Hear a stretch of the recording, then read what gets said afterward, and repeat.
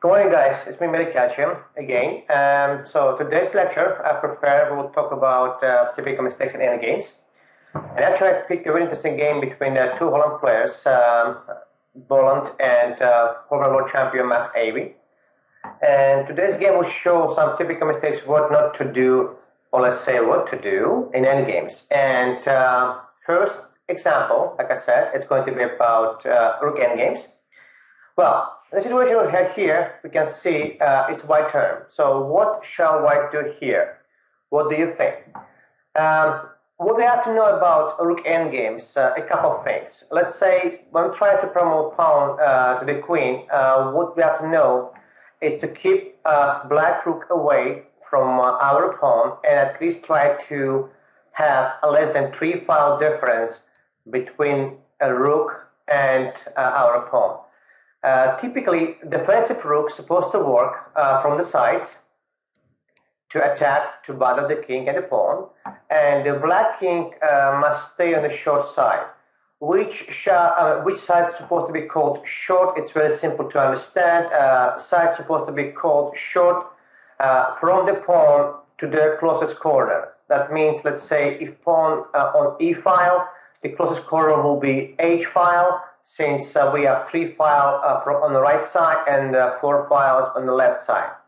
That means a king is supposed to stay on the short side and a rook is supposed to stay on the long side.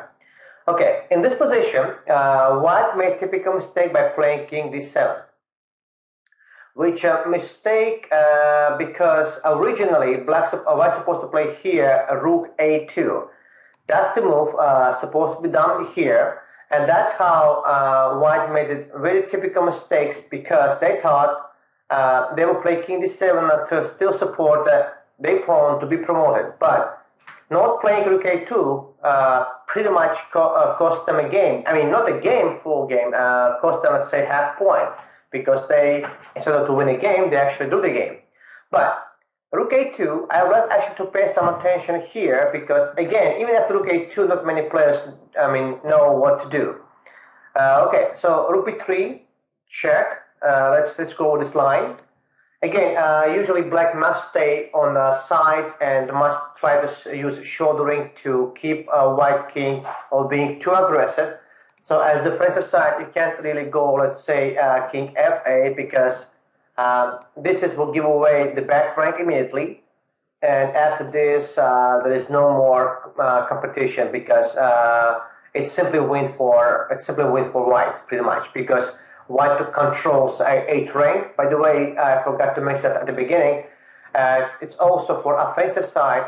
It's also important to control back rank to support e8 square for the pawn.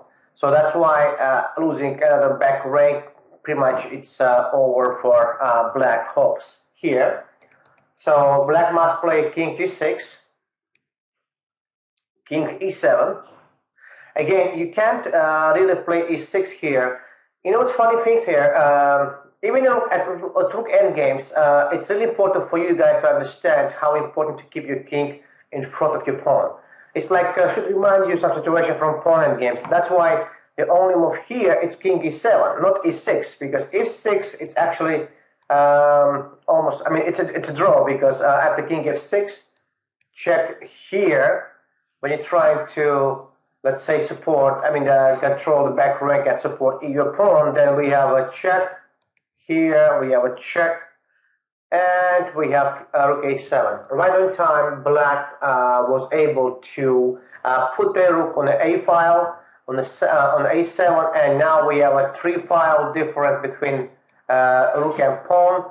Pawn stopped, and there is no way you can promote your pawn. So this is basically simple draw.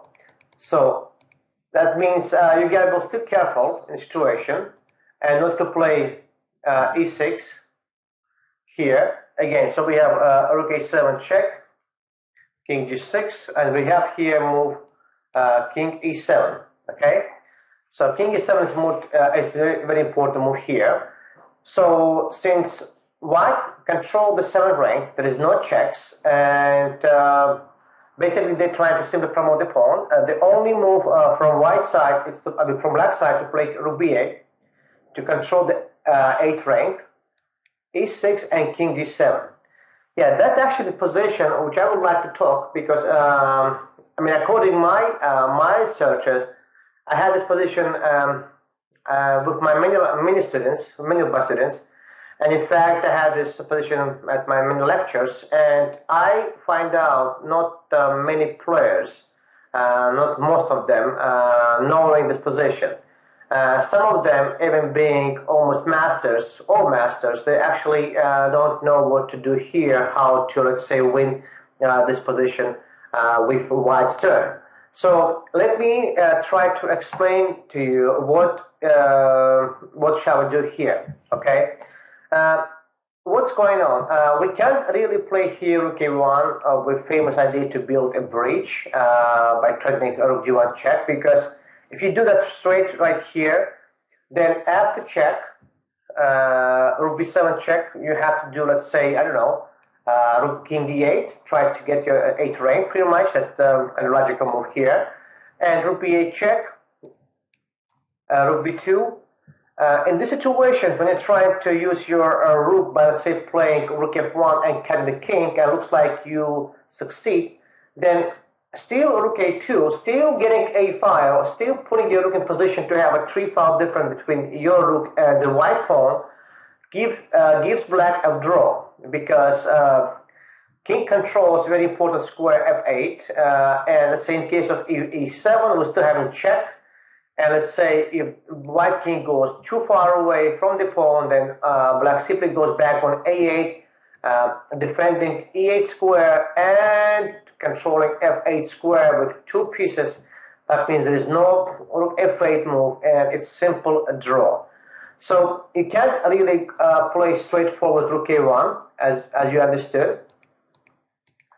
But if you look at this position, and if you ask yourself a question, let's say, what would be here if I will be able to transpose the move to black? Then it's actually a simple win, if you figure it out. Because let's say in case of Rook c8, then we will have Rook a1 check, and distance between black rook and white king too short, and there is no checks by 7th rank.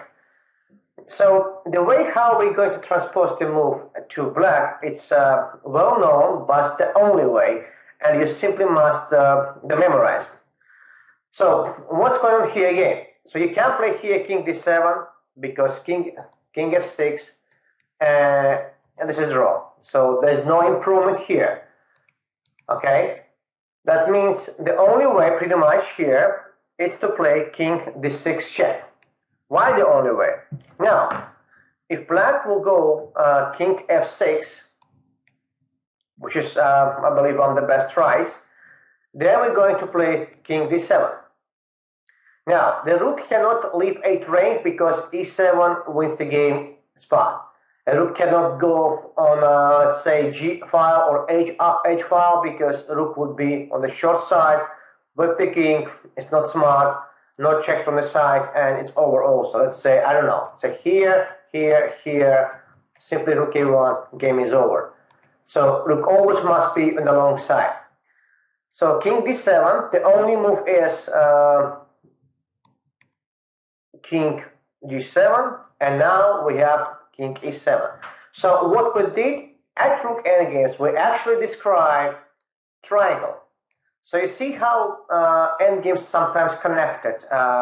In Rook Endgames, we use the idea from pawn endgames by describing a triangle, and we gave away the tempo, I mean the move to the black, and we actually got the position, the same position with reversed turn. So now what? Now what's going on? Again, let's see the variations here. If black goes, for instance, Rook b1, trying to keep the rook flexible, then immediately goes, and then immediately decided is Rook a8. So again, at this kind of endgames, at this type of endgames, you cannot lose control of your 8 rank. It's really important for the defensive side to control the 8 rank. See, Rook a8 pretty much winning the game, because, again, I mean, the best try, for instance, Rook b7 check, and after Rook b7 check, we'll do king d6, and now If king f6, we have simply rook f8 check followed by e7. Game is over. The best try again. Check, check. Again, the best try rook e7, and finally we win the game because e7 wins the game. So after rook a8, pretty much the game is really over. That means black cannot play rook b1, and the best try for them to keep the rook on the 8 file, the 8 rank, and keep them there and play king d6. And now we have positions which is, some people would say, well, there's no difference between having black king on g7 or g6. So what's the difference? But in fact, it's a huge difference because after rook a1, or rook b7 check, either king d8 or king d6 is winning here. I would prefer to play still more accurate king d8. Now, what's going on if black goes, let's say, king f6? That's the reason why I said it's more accurate to have your king on d8, because here we have e7. Now, obviously, you can't take on e7 because check from f1. We must do rook b8 check. The only move again to play rook e8.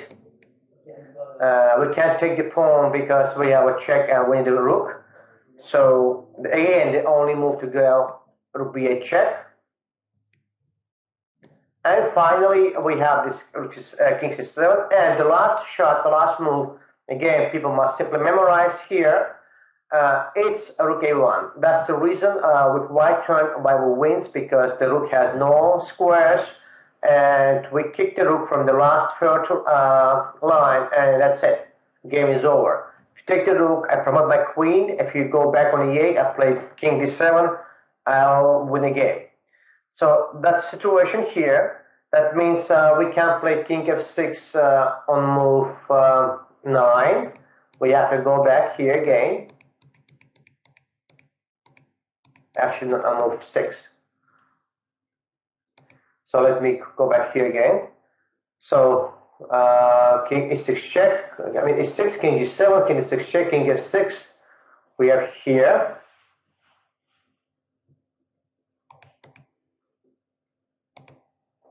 Okay. So e6, king g6 right here.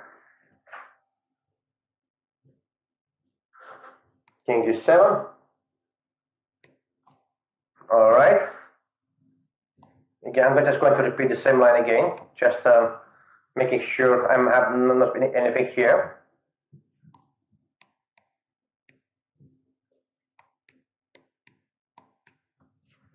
Okay, so king g6, and we have here our turn. We have here king g6, rook a1. So we analyzed situation with king d8. Again, king d8. And the only move, rook b8 check. The best try, at least. And that's the difference between having the black king on g7 and black king on g6. So again, with black king on g6, this position, it's nothing for white. With black king on g7, on g6, it's simply win because of move rook e1. And now, black not controlling f8 square. And in case of, let's say, if you try to get back and get a third line, third rank, and by playing rook a2, then e7 simply wins. And after rook e1, game is over. Okay, so whatever black do, they simply lost. Let's say rook a2, we have e7, and that's it. We promote the rook. Again, so what we have to learn here, couple things in the situations. It's really important for you to understand position after. If you will go back here, that's the key maneuver we simply must understand. So a6, king d7, king d6 check. That's the moment here after when we made move 5. It's really important how we transpose the move. King d6 check, king f6 again, and king d7. That's the way only to win a game. Putting black in a zugzwang. We can't really move the rook from the 8th rank. We're forcing black to go back on let's say, g7. And then after king e7, we give away the move. We get the same position with black's turn. And now they have to do king g7, king g6, which again, completely different situation with having king on g7 or g6. And since king goes on g6, then we can simply leave the rook from 7th rank by playing rook a1. And now attack from side again doesn't work. I suggest here to play king d8 to avoid kind of king f6 situation. And after king c7, rook b2, we have rook e1 winning the game because black king having no access to get on f8. That's the difference. And now let's see what's happening in a game between these two grandmasters. How black made a mistake and actually lost the chance to win a game. So in a game actually happened, king d7, and after you meet the rook a3, now we know how important to get the rook on the a file. White has no win because after rook c2, rook a5, check. Important part here, we control this 8 rank. It's really important. Rook e8, and now pretty much white has no progress. If they play e7, then after king f7, we control e8 square, and there's nothing going on. As soon as you will leave your rook from 7th rank, I will check you from a7. So in a game, white tried to play again rook c1. They tried to play king d8 here, but here we have a check from a8, and that's immediately draw because white has no progress. Okay, rook e8 check, and that's it. So again, what do we learn here? We learn how important to control the a file, how important for the defensive side to be to have a difference between the rook and the white pawn as a 3 files. And also we learn from, let's say, offensive side, from the stronger side, how important to actually control the a file, okay? So it's really important, and most important part here, we learn how to give away the move, how to transpose the move to black side and get the same position with reverse turn, and how to win that particular position. So I hope you like it, and I hope you figure out that stuff, and you'll try to use by yourself and in your future games. Thanks, and have a good day.